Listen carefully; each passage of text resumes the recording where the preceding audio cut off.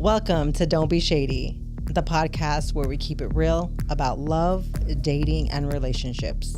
No sugarcoating, no games, just the raw truth about red flags, boundaries, healing, and everything in between. So grab your tea, take a deep breath, and let's get into it, because around here, we don't do shady. Welcome to Don't Be Shady. I'm your host, Priscilla. Thank you so much for joining us today. I have the amazing Maria joining us. She is an expert in navigating the dating world after long-term relationships, including marriages and divorces. She's here to share her insights on starting over and finding love after failed attempts. Welcome, Maria. Thank you. I'm so excited to be here with you. Thank you. Thank you so much for joining me. So today, we're going to talk about a few things, but first, can you share a little bit about your journey and what led you to focusing on dating after long-term relationships? My journey has been about the failure that I've experienced. I've been through 3 marriages and divorces. Wow. I've been on a personal growth and development journey since early childhood, from the leadership of my parents. And after each individual failed marriage I had, I was reevaluating, like, why did this relationship fail? What was the breakdown? But I didn't do a deep dive to really understand things like the red flags that I had not experienced. I was really well versed, right, in the red flags I had experienced, but not in the ones I had not yet been exposed to. And so each relationship that I went through was a learning curve for me to learn the things that I was not doing correctly, and basically leading to the results that I was getting. And after my 3rd failed marriage was when I really did a deep dive into figuring out what it is about myself that was creating this reality for me. Wow. Yeah. I really love that, because you're coming from a place of, I've experienced this, so I know what you're going through. Exactly. Because there's so many times we go for help or we talk to people, but they've never been married. Yeah. They've never been divorced. So what really kind of actual advice can we really take from that, right? Exactly. So what are some common challenges people face when entering the dating scene after a divorce or a long-term relationship? Well, when people experience a divorce, obviously there was some type of breakdown in the relationship. Something, initially you were drawn to each other because of an attraction, because of something that you liked about each other. But somewhere down the road, things fell apart. Resentment probably began to build for some reason, and the relationship broke down. And the experiences that we have through that, we carry with us until we've really processed them, understanding what led to those situations. So when women and men re-enter the dating world after a bad relationship, they're making choices based off of their experiences. So they may have walls that are built up because they're trying to protect themselves from that pain again. So they may not be vulnerable to share, the truth about themselves. They may not be authentic, wanting to, present an image that isn't really authentically them. And a lot of people experience just a destruction in their confidence. Because when you've experienced failure, you're like, am I not good enough? Am I not worthy of this? So we carry this lack of confidence with us, or lack of self-worth. And it just really challenges us, or creates a challenge for us when we re-enter the dating scene, because we sometimes can sabotage healthy relationships because it's something we're not used to. It's not behavior that we're familiar with or we don't understand. It's just so many different situations that you might experience that just cause your behavior from your patterns in the past to continue to repeat those patterns. I think those are really good indicators of why things fail and fall apart. Because I've realized, from, again, my own experience and yours as well, is that if we leave a marriage, jump from that marriage to that new relationship, no matter what we think no matter what we tell ourselves, we have not healed from that situation. Probably haven't even processed it fully. Probably haven't even took the time to really sit down with ourselves and evaluate what happened. And then all of a sudden, the butterflies start again. Oh my God, I'm attracted to this person. And boom, we're flying into a light. And we don't even know what just happened. Exactly.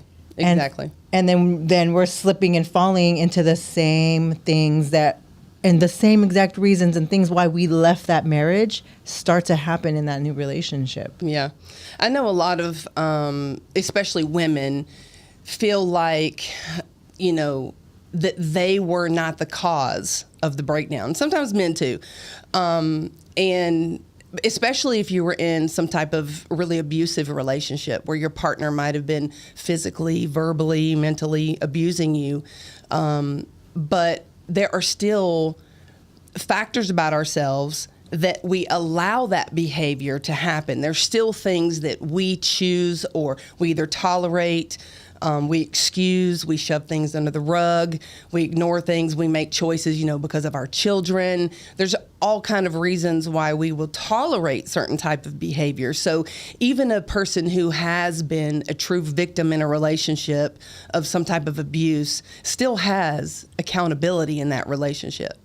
Absolutely. I can definitely agree with that 100% because I know in the beginning of the breakdown of my marriage, I had the victim mentality. Mm-hmm.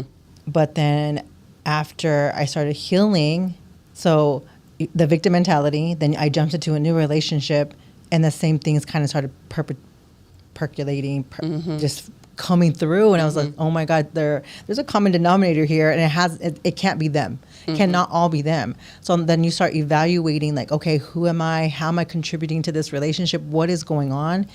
And then I started doing the journey myself.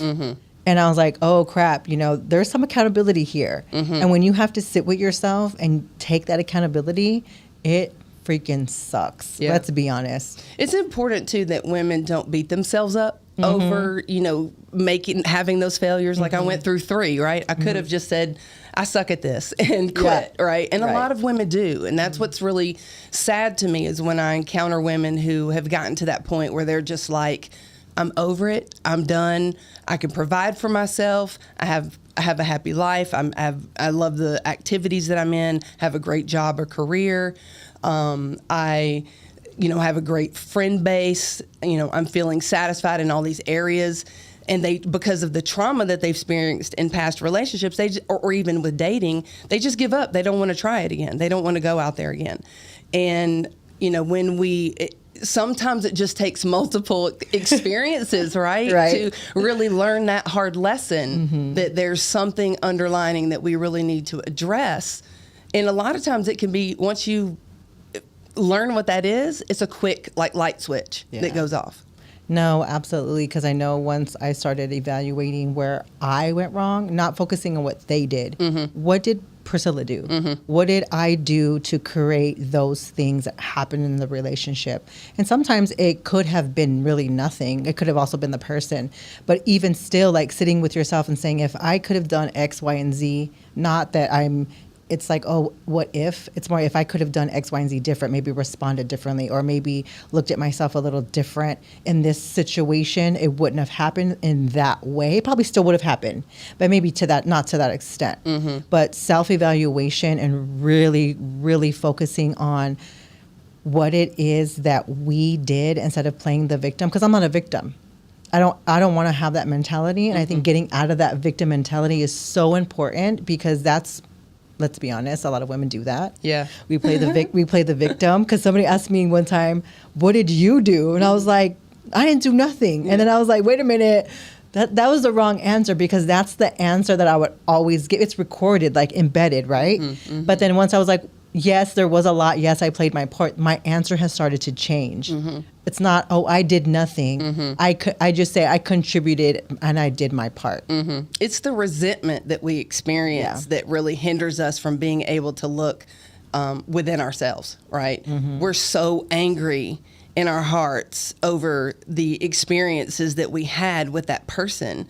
And it just can be I can remember it took me years before I was able to forgive my first ex-husband.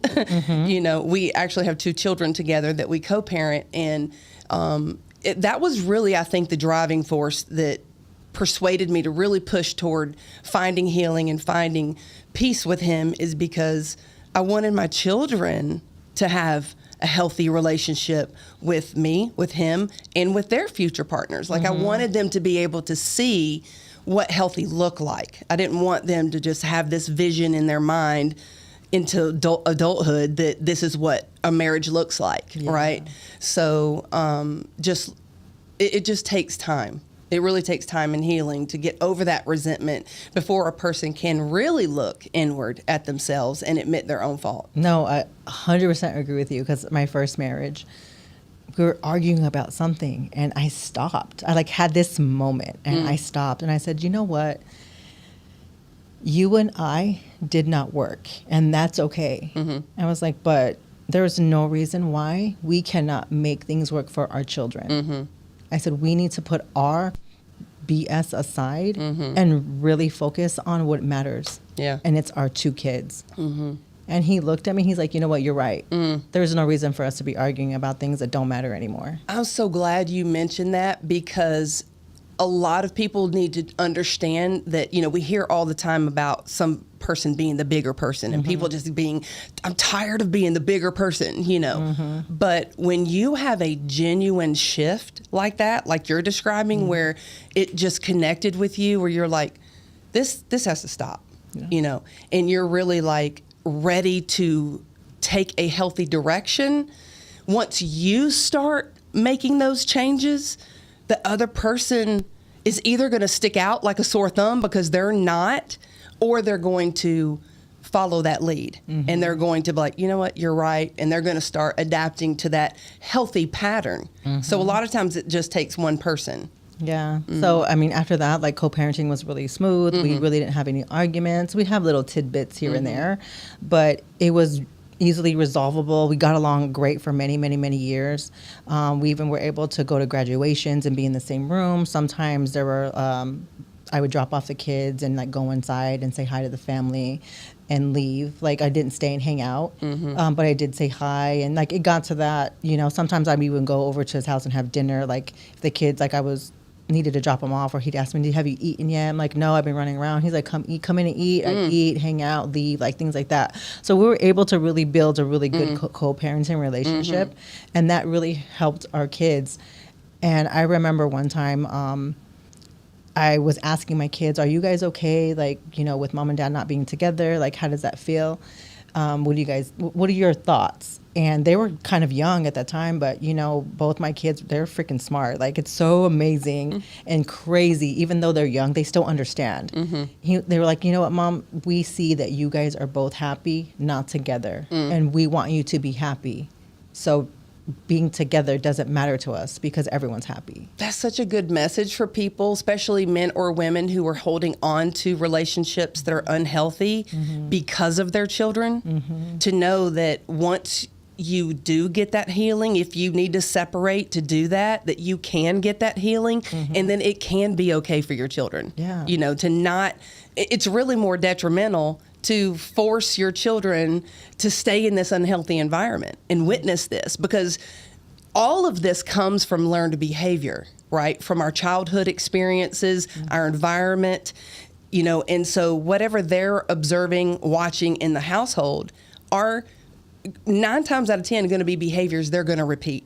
So if you're able to give them that opportunity to see yourself heal, even if that means separately, so that you all can begin to respect one another as human beings again, then that's going to give them a better opportunity to make better choices in their life, because now they've seen the bad and the good, right? And then they can make a choice for themselves, a healthy choice for themselves. Yeah, no, absolutely, because, they seen the fighting. They seen the drag out, screaming, I hate each other matches, and it went from that to a happy mom and a happy dad and us talking and laughing. We were even barbecuing together at one point. I'm telling you, it was a great relationship for our kids. And, just to move the conversation, just shift a little bit, how can someone prepare themselves emotionally before they start dating again? What are some things that you would tell your clients, like, this is the things that you need to do before you get yourself back out there? One of the main things that I work with my clients is really evaluating those past relationships and understanding what was it that broke down? Like, is it a skill set that needs to be worked on, like communication skills? Is it, I don't know, just so many different like things that whether it's, they don't communicate well together. There's a lack of trust there that needs to be rebuilt, a lack of self-worth that needs to be rebuilt. So really evaluating what was the breakdown in that relationship, what caused this relationship to fail. And again, like we talked about before, owning your part and rebuilding that confidence that you are worthy of a quality, healthy relationship.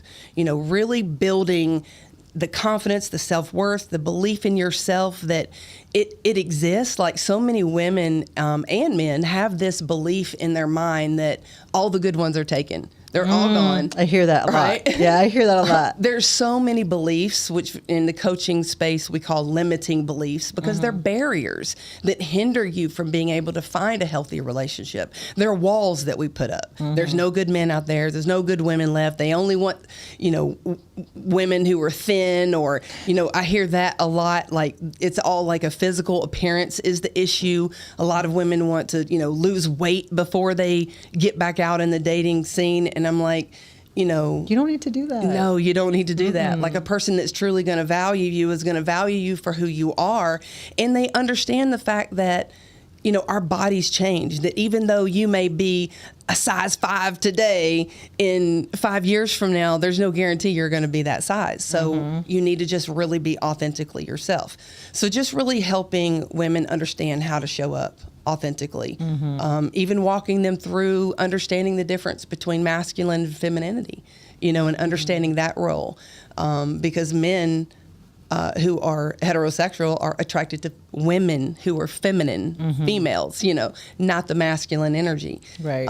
So it's a lot of different things like that just going through that healing to get the clarity. And then really being prepared to move forward is really identifying what it is that you want, what is really going to work for your life. Because in midlife, like yourself and I, we have children now, you have a lifestyle now. You're not in your early 20s where you're trying to figure stuff out, right? You're doing that together with a partner. You already are established in your beliefs, your political beliefs, your religious beliefs, your, all these different areas that are really important to us, how you want to raise your children.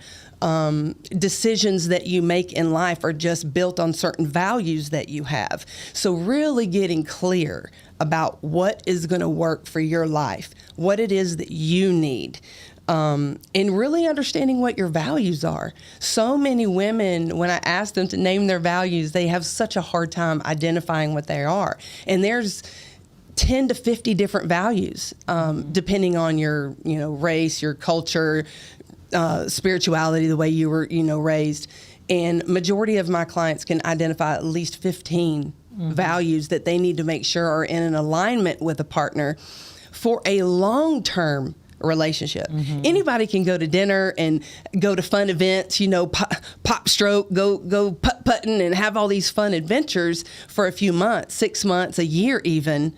But when life begins to happen and you now are making decisions in your life, that's when the breakdown happens, because you make your decisions based on your values.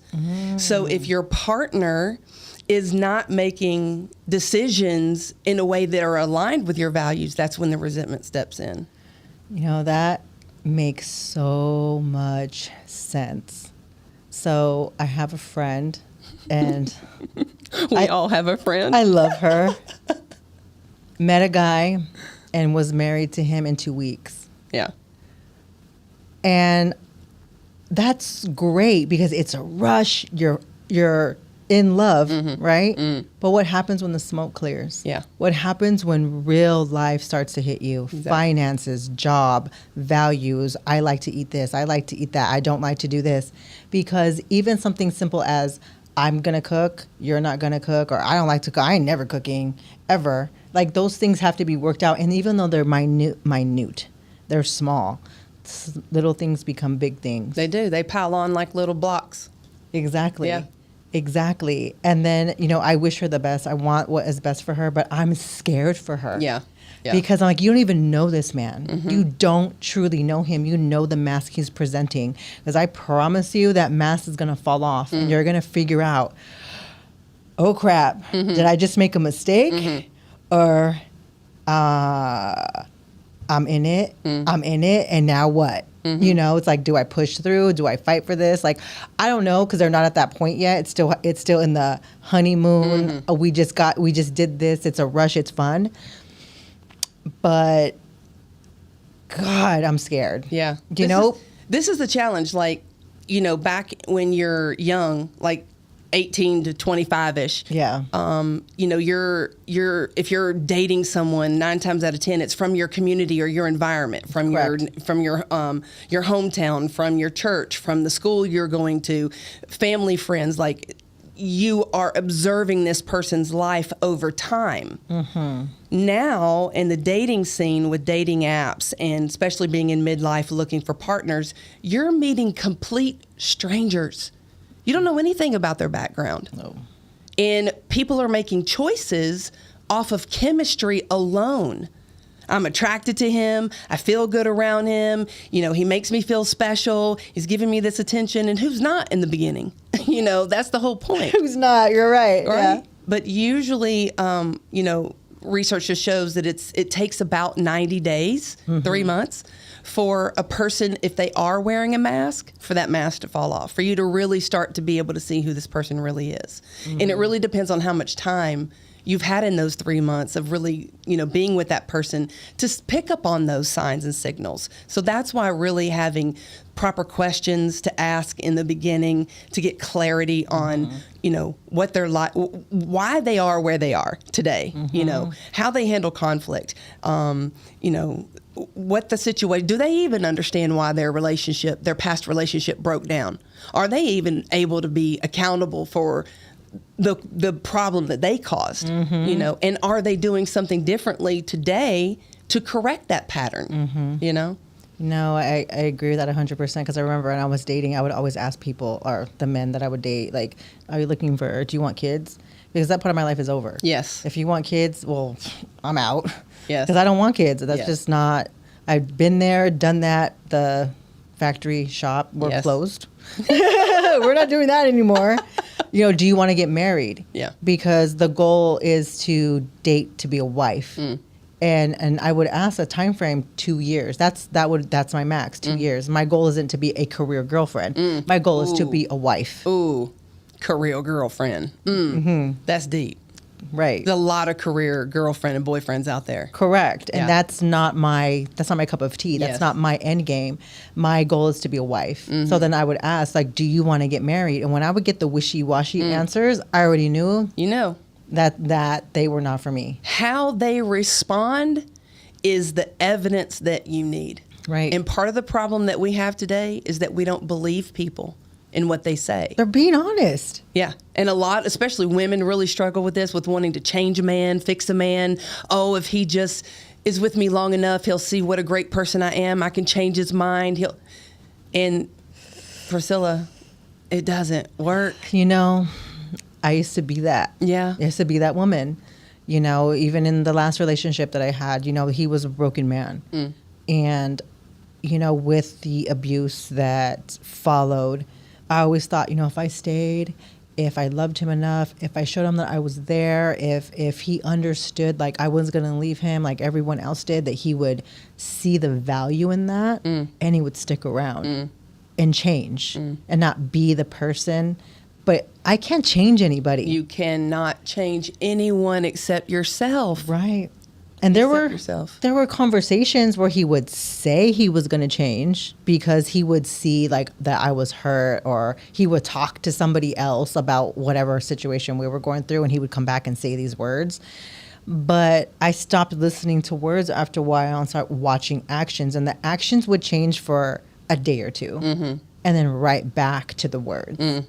And it would break my heart because the man that I loved was sitting there basically lying to my face, and he knew he couldn't be that person. And if he couldn't be that person, he needed to be honest with himself first. But I already knew it. You know, you feel it in your stomach. Like, he's not going to be the man that I'm needing or wanting. It's just how it is. Yeah. And the sad belief is I wanted it so bad. I wanted to believe him that I stayed hoping that what I felt was wrong. But... And we also see that, we hear this all the time, you know, that women date men for their potential, not for where they really are. Say that louder, because that is the truth. 100%. We fall in love with potential, and we don't fall in love with action, like real action. Because I get that a man can have a dream, like, I want to do X, Y, and Z, and they're doing that, or they're working on that. But we have to have the action behind it, right? The potential is great. But I don't want to fall in love with potential anymore. No. I cannot. No. And a lot of women, you know, are looking to find their value from that man instead of within themselves. When you see your own value, that behavior that you're talking about, describing, is so clear to you that it's unacceptable. And one of the main ways that really helps women recognize these things, because we are so good about shoving things under the rug and, oh, let's not bring that up right now. It's a hot topic. I don't want to argue over that. But journaling is one of the ways that brings to your conscious mind the things that are repeating in your relationship. So just maintaining a journal and documenting the times that these patterns show up, the argument, what happened before, how it happened, you know, what took place, the feelings that are around it, any of the gaslighting, or, you know, all of those things that take place. Documenting those things is what really brings to the light the things that we're ignoring. You know, having a conversation with a narcissist is like going around in a circle. Yeah. You're talking about one thing, all of a sudden you're over here and on the south side. Yeah. And you're like, how did I just end up here? Like, what just happened? Yeah. It's a mind. You're mind blown. Yes. And I had never in my life been with somebody that was a narcissist in my life. But when I would bring up things like, this is what's bothering me, oh, it was his turn to bring up what was bothering him. Right. Oh, yes. And I would listen because that's what I'm supposed to do. So I would listen to him, hear what he would say. And then next thing I know, I'm having all of a sudden, what I was talking about, I don't know what just happened. It's gone. Yeah, because they don't take any accountability. I'm just like, I don't know what just happened, but I'm apologizing. Yes. I'm the one upset right now. Yes. And this wasn't supposed to be this way. We're talking about my feelings and how I was feeling about the situation that just happened. I'm telling you, dating after relationships and not healing is the worst thing you could do for yourself. The worst thing you could do. Give yourself, I don't know, a year to heal. At least. Really work on yourself. Really, really, really deep dive. Bawl those ugly, disgusting tears. Sit with yourself. Because I know when I was in my healing journey, I cried a lot. And I was like, wow. And you feel like crap. Like, but almost a year later, I'm like, I'm glad I did it. Yes. I'm so glad I did it. Yes. Yes. So this was a wonderful conversation. I'm so glad that you came here so we can have these amazing conversations that we don't want to talk about. Yeah. Nobody wants to talk about the good, the bad, the ugly, dating, trauma, who did what, honestly, it doesn't matter. Yes. At the end of the day, it does not matter. So really quick before we wrap up, kind of tell us how we can get a hold of you, because I think that somebody out there is looking for love and you would be the perfect person to help them get through something, to find someone to love them. Everyone needs to be loved. Yes. There's too many single people out here. We need love, so they need you. Yes. So tell us how, or tell the audience how they can get a hold of you. Absolutely. So for one, you could go on my website, which is www.theoliveav.com. And you can find out about my story there, success stories from my clients. I have a blog there that shares a lot of details and information about how to really find a quality relationship. And to your followers, I give them a free 15-minute, what we call clarity call, just to see if the things that they're struggling with is something that I can help them with. And if it is, then I offer them a free 60 to 90-minute deep dive to really explore what those challenges are and to seek whether or not working together is in alignment for both of us. So free 15-minute call just to, get in clarity on what the issue is and whether or not, we should work together, as well as the 60 to 90-minute session to really do a deep dive into what challenges they're facing and how I can help them overcome those things. Okay, perfect. Yeah. Well, you heard it here, guys. If you need somebody to help you in the dating world, she's your girl. That is a wrap for today. Thank you so much for joining. Make sure you hit like, share, and subscribe. And I will talk to you soon. Bye. All right, that's a wrap on this episode of Don't Be Shady. If you laughed, nodded, or said, even once, go ahead and follow, leave a review, and share it with your crew. Slide into my DMs on Instagram, and let's keep the convo going. And remember, keep it cute, keep it classy, and don't be shady.